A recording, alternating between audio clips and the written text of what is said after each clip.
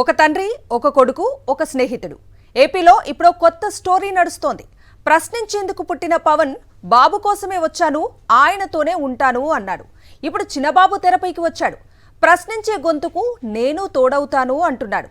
సీటులో కాస్త చోటిస్తే కూర్చుంటానని పట్టుబడుతున్నాడు. లేదు, కుదరదు, ఆయన సీట్ ఎందుకు ఇస్తారు, మీ డాడీ చైరే ఇవ్వండి అంటూ పట్టుబడుతున్నారు జనసేన నేతలు.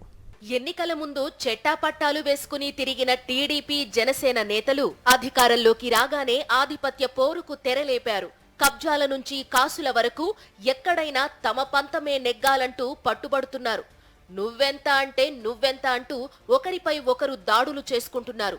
ఇన్నాళ్లు కాసుల కోసం నడిచిన పంచాయతీ కాస్త ఇప్పుడు ఏకంగా పదవుల పంపకాల వరకు వెళ్లింది. సీఎం చంద్రబాబు కుటుంబ సేవలో తరిస్తున్నారు టీడీపీ నేతలు. ఆయన ప్రాపకం కోసం బాబు కుమారుడు లోకేష్ ను డిప్యూటీ సీఎం చెయ్యాలంటూ కొత్త ప్రతిపాదన తెరపైకి తెచ్చారు. ఇటీవలే డిప్యూటీ స్పీకర్ రఘురామకృష్ణంరాజు ఈ విషయాన్ని ప్రస్తావించారు. టీడీపీ పొలిట్ బ్యూరో సభ్యుడు శ్రీనివాసులు రెడ్డి సైతం లోకేష్ ను డిప్యూటీ సీఎం చెయ్యాలని స్వయంగా చంద్రబాబునే కోరారు.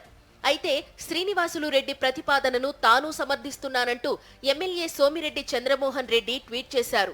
43 సంవత్సరాల్లో తెలుగుదేశం పార్టీ ఆవిర్భవించిన తర్వాత 3వ తరం నేత మన పార్టీలోకి వచ్చారు, నారా లోకేష్ గారు. మరి పార్టీకి భవిష్యత్తులో యువతకు ఒక భరోసా ఇవ్వాలన్నా, పార్టీకి భరోసా ఇవ్వాలన్నా నారా లోకేష్ గారిని డిప్యూటీ సీఎంగా ప్రమోట్ చేయాలని చెప్పి మేమందరం కూడా కోరుకుంటున్నాం సార్. దీనివల్ల పార్టీకి బ్రహ్మాండమైన భవిష్యత్తు ఉంటుంది. శ్రీనివాసులు రెడ్డి వ్యాఖ్యలపై జనసేన నేతలు ఘాటుగా స్పందించారు. లోకేష్ ను డిప్యూటీ సీఎం చేస్తే పవన్ కళ్యాణ్ ను సీఎం చేయాలనే డిమాండ్ తెరపైకి తెచ్చారు. పవన్ కళ్యాణ్ ను సీఎంగా, లోకేష్ ను డిప్యూటీ సీఎంగా చేసే బాధ్యత శ్రీనివాసులు రెడ్డి తీసుకోవాలని కడప జిల్లా జనసేన నేత విశ్వం రాయల్ సూచించారు.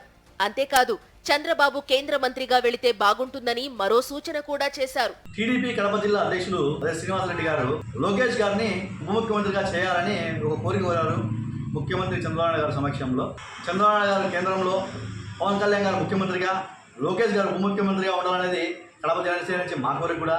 ఎందుకంటే కేంద్రంలో చంద్రబాబు నాయుడు గారు ఉండి రాష్ట్రంలో ముఖ్యమంత్రిగా పవన్ కళ్యాణ్ గారు, ఉప ముఖ్యమంత్రిగా లోకేష్ గారు ఉంటే ఇంకా ఆంధ్రప్రదేశ్ అభివృద్ధి పథంలో నడుస్తుంది, అమరావతి బాగా డెవలప్ అవుతుంది, అదేవిధంగా అన్ని జిల్లాల్లో డెవలప్ అవుతాయి. నారా లోకేష్ ను ఉప ముఖ్యమంత్రి చేయాలన్న వ్యాఖ్యలపై జనసేన నాయకులతో పాటు పవన్ సామాజిక వర్గానికి చెందిన వారు కూడా స్పందించారు. వయసు మళ్లిన చంద్రబాబుకు రిటైర్మెంట్ ఇచ్చి పవన్ కళ్యాణ్ ను సీఎం చేయాలంటున్నారు. అప్పుడు లోకేష్ ను డిప్యూటీ సీఎం చేయడంలో అభ్యంతరం లేదని కౌంటర్ ఇచ్చారు.